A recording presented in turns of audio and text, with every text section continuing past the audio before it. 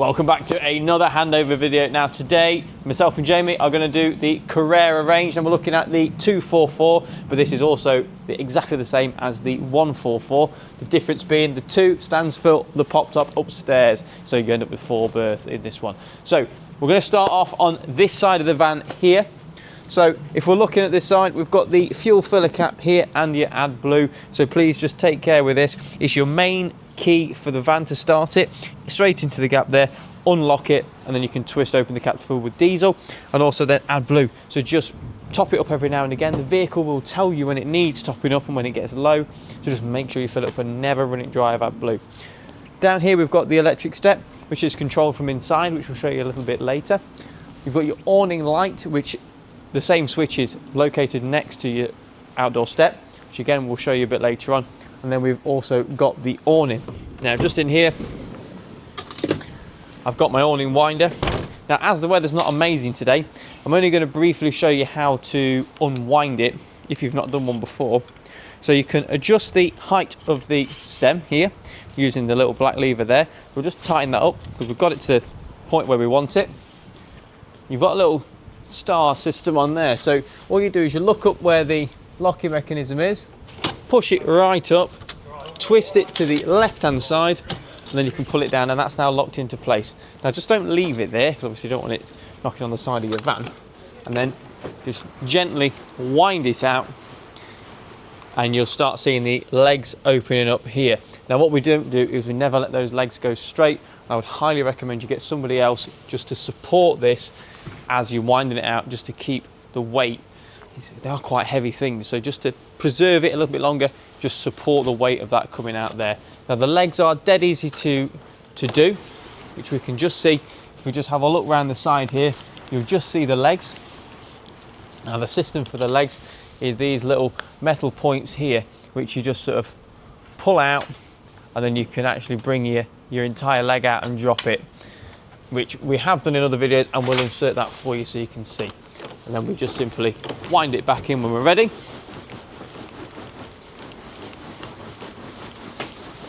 Nice and easy. And then once finished, push it back up, twist it to the right hand side, and then it pulls straight out. Quickly undo that, pop that back in there, job done. And just to finish this side here, we've got your water fill up here. Now that is lockable with a little key, little separate key on your key tags. And then it's just any hose attachment. So just a normal hose, feed it through and you can fill with water. And you can see the status of the water inside the van there. It will tell you as it's filling up where we are. So if it's 10%, 25%, etc. So that's your water fill up there. And then lastly on this side of the van is your gas barbecue point. Now the Carreras all come with gas barbecue points, which is excellent. And that's the attachment for it there. So you connect straight onto there, and you've got a little safety nozzle there that you can attach as well for different types of gas bottles. But that is this side of the van. So we're at the rear of the 244 now, and again Nathan touched on earlier, it's exactly the same as the 144 less the pop top. You've got a little button there for easy access to open the door all the way as well, so when you sat out at the back or in the summer. Coming inside, we've got a little bit of access in there, ideal for the awning handle to go under there. And then internally in the vehicle just here, we have the gas locker in there, obviously when the mats aren't there for storage. And then in this one, we've got your electrical compartment and the isolator as well for the heating and the hot water. As we come back outside, and I just close these doors and take you around onto the driver's side. Right, we're now on the driver's side of the Carrera, and firstly we've got the electric hookup. Now this one being the 244, you can't get an aerial on the top, so it's in the actual compartment where the electric hookup is, and then you just get a connection for that. We've got the toilet cassette, so operational for the toilet, and then we've got the external water point for the shower. I will just point out to you as well, you've got a little indicator there which shows you that's your waste water. So when you are releasing the waste and fresh inside, the fresh is on the other side, but this is where the waste is to drive over for releasing the waste. So as we go inside the vehicle now, just start off with the fly screen. So we always recommend on the fly screens, you just use 2 hands. It's a lot easier to operate and it's a lot more even when you're pulling it out. Also down here, you've got an outdoor plug socket. Great if you're having a little barbecue area outside. Just need to plug in, perfect place. And you've got your step control here, which is just touch, steps out, and the same steps in. And then you've also got a little table here, which is really handy. Just click that across there. And as you also come in, you've got two things here. You've got a tabletop work extender here, which pulls out and pushes in there, just like so. And then just underneath, you have a bin. And inside your bin, you've got a really cool little dustpan and brush just on the side there. A really handy little feature on these camper vans. Just click that back into place. And that's all on magnets. It can be a little bit stiff to start with. The more you use it, it'll loosen off a little bit, but it's just because it's new. And you pop your tabletop work extender just in like so. And then just inside, obviously cab area. You've got your blinds in the cab area here. So if I just swivel this seat round, you can see these on the 244 and the 144 roll up from the bottom. So you just simply pull them all the way up to the top and they click in to the top. And then you've also got your window blinds, which come across. You've got a little point here, which you pull back slightly and you just pull it across. Now these are a little bit delicate, so we recommend just being a little bit careful with those, but they are very good and they function very nicely. But we just, like I say, recommend be nice and gentle with those and don't be too heavy-handed. And then in here you've got some nice big storage lockers up here. Your table, which is in the back, which we'll show you shortly, just mounts onto this bracket just here. And you've also got a point here, which is slightly thicker, which you can mount a TV bracket to. So we're just at the rear of the Carrera now, and you can see that this is where the table stores as well. You've got a nice little button there which keeps it all in place, and it just slots below there. The fridge on the Carreras is a fantastic idea as well, because it opens that way when you're in the lounge area, but then it also opens the other way in this area as well. It's a nice easy control panel as well, where you can control the fridge temperature from 1 to 5 depending on what you're doing, where you're using it. Now the cupboard below the fridge, you can see there we've got another table there and a table leg there. So this stalls nicely away there for the table at the back when you sat in the dinette area if you want a smaller table opposed to this one. And then moving on into the kitchen area, you can see we've got a 2 gas hob, you've got your sink area, we've got good storage below and above, and then we've got the oven and grill just below there. I just wanted to touch on the bathroom as well. So the light is in the top left hand corner there. The main thing with the bathroom as well is when you're emptying the toilet cassette or taking it out of the van. So the toilet itself, you've got a little lever below. So across to the right opens it up, across to the left closes it off. So it needs to be across to the left when you're emptying the toilet cassette. So you'd basically across to the right, use the toilet, press the flush, and then across to the left to shut it off again. So we're just at the kitchen area, as you can see, and as I mentioned to you earlier outside, you've got your waste outlet on the driver's side, your fresh outlet is on the habitation side. Now to empty these is really easy. So the amber light at the minute means they're both closed, so you could fill those up, no problem at all.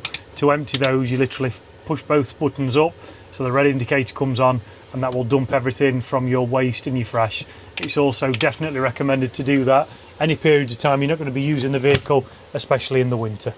Now then, to work the main Swift control panel, which is just here, tap the screen, and now we're on because we're just on the light setting there, so we can go back to home. So you've got 4 little pods there. So you've got the lighting pod, which we just did. So here, each one individually marked. So you've got entry light, awning light, and your main dimmer. So you can isolate some of these as well. There are a couple of switches you'll find located around the van, i.e. just here where your TV section is. Got a little switch there. There's a couple of little lights you can isolate. So if we put all these lights back on, so your dimmer light here, you can just scroll up and down and just adjust, and the van, a couple of LEDs in the top of the van there will just adjust to whichever you set it to. You can then skip across to the next pod, so these different sections here, using this little arrow on the right hand side. Now right here, this is the battery one. So right now we are currently plugged in and we're now charging the habitation battery. And I know it's the habitation battery because we're looking at the rear of the vehicle. So we're looking at that rear section there.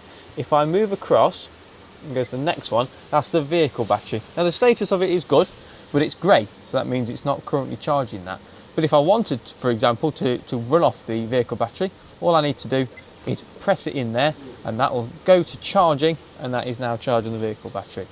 So you can go across here. This is now your solar panel one. So this currently, it's a very poor day here, so we're not actually drawing any power from the solar panel at the moment, but it will chop and change between the two depending on where it needs to go. And the voltage and the ampage rather that we're drawing off the solar panel will show on here. But like I said, at the moment we're getting a lot, so it's at nothing at the minute, but as it starts working you'll see that number increase and it will chop and change between where it needs to go. So if I come back across, I'm going to put the habitation battery back on charge, and you'll see how it's drawing in the current, and you'll see its current voltage state. So it's very healthy at the moment, and it's drawing in that amount of power at the moment. So if we go to the next one, this is the fresh water level. So at the moment we've got no fresh water in, and we've got this little sidebar. Now as this level increases, you'll see, as I said earlier, we'll go 10%, 25%, 50%. This little bar on the side, now that is the tank heater. So all that will do is just prevent it from freezing. So all you need to do is pop the heating on there, little heater, and it will just stop it from freezing in there. And it's the same for the waste. So you'll see that that bar's there. It's mainly for the wastewater, to be honest, just so it doesn't freeze up, especially for winter. And then just down below here, you've got another button that says pump. Now, if you want water in your van and you want to be using your sink, etc., you need to engage that pump there. Now, it's telling me I've got no water in, so the pump's not going to work. But just for example's sake, it will light up yellow when it's in use. And then we go to the next one. And the next one, that's just a really simple panel, that one. All that is showing is the temperatures at the moment. So external humidity, internal humidity, and internal temperature. And that's all being fed by this little thing here, which you'll never need to press or never do anything with. It's just the reader, just the thermostat. Right, so we're on to heating and hot water now. So firstly, if you wave your hands across, the lights will come on automatically. The left hand side, you've got a little water drop thermometer. That's water only. Squiggly lines, heating only, okay? So if you're fully off grid and you wanted to heat either the central heating or the hot water, you would put it on the flame, which indicates gas. For the purpose of today, we're hooked up to campsite, so we're going to go for electric. So plus, we'll put the heating up, minus, we'll slow it down a little bit. You've got a little moonlight on there, which will slow it down altogether at night time, and then we're powering it by electric. Same applies for the hot water. So if we wanted to put a hot water on, the leaf indicates 40 degrees, 3 squiggly lines indicates 70 degrees, and again, pressing that squiggly line on there will indicate the electric. Press and hold and you'll see the little dots come on. That's for your actual power from the grid, so 1, 2 or 3 in terms of the 1000 kilowatts, and then turning it off will be press them all together again on there.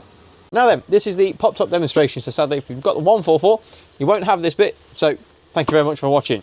Now the 244 pop-top is very simple, so you've got a couple of little safety toggles which are just up here. So all you do first is take your safety toggles there, push the button in and separate the two, and it's the same for the other side. So we just separate those, and then just underneath you've got a sort of a can opener looking thing. This one's just tucked away just here that clips down. So this one's now magnetised to the top of the roof, and the same this side. So what we do, we'll just come up here and have a little look at this leak. And we just spin that round.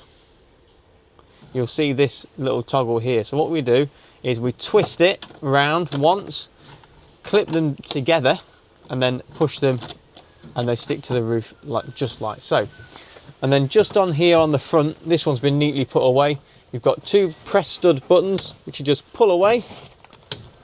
That's that done. And you just check that the canvas has not been rolled up and velcroed up, which we're okay. So now that's been done, biggest thing with the pop top, if you're putting up or down a pop top, make sure you've got a door open somewhere, otherwise it'll be virtually impossible. And then simply push the pop top up. Ta-da! And now, all importantly, this is how you get up there. So you've got your ladder, which you just click out together there, and you've got 2 lovely little points there. You hook the ladder on, and that is now secure and in place. Obviously what you'll need to do is store your table just for the time being, just to get in and out of the pop top, because with the table in the way you won't do it, it's too tight. So the best thing to do, store your table, got your ladder here, and then you can go straight up to your pop top upstairs. You do have internal lighting for your pop top, which is a little light switch just above here, and you've also got some USB points as well, so you can charge your phone whilst you're up there. So for now, turn them off, and I'll take the ladder away, and I'll just show you the best way to put down the pop top. So the best thing to do, you've got two lovely straps that hang down. You'll see these here. The best thing to do is to get a hold of your straps, one in each hand, and simply sit down. Once you get so far, you just double check. So you get your canvas and you pull all your canvas in. So just making sure that the canvas is nicely in the inside, all tucked away, and it's not going to get trapped.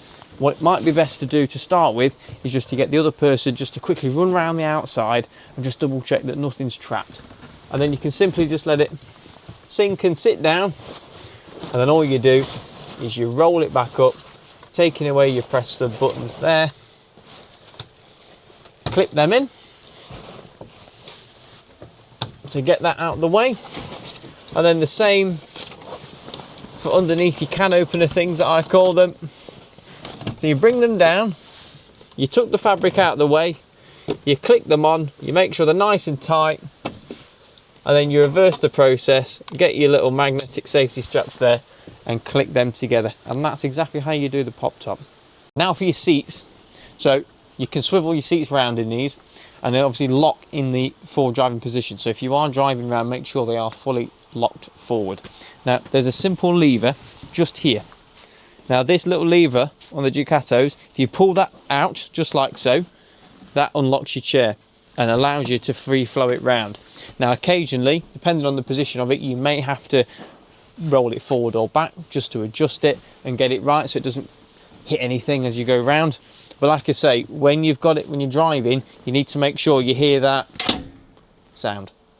Thank you for watching our 144/244 handover video. Now, we really hope you enjoy your vehicle, and you can always refer back to these whenever you want. Always on the channel, keep an eye out, and they're just really handy. If you forget where something is, you can watch us back and you'll find it straight away. So thank you so much for watching, and enjoy your purchase.